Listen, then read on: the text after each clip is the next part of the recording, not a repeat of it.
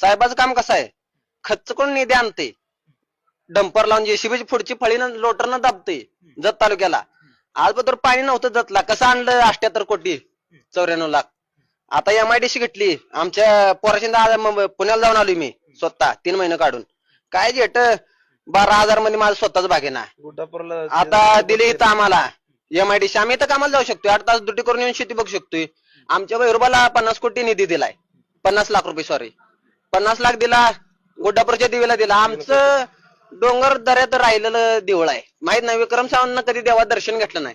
आपलं शेट येणार आहे दौऱ्यावर असताना दर्शन घ्यायला. पण आम्हाला ही भूमिपुत्र नको आहे ती. आम्ही काळजाव करणार नाव गोपीचंद पळकर, छाती दिकाल फाडली तर गोपीचंद दिसणार.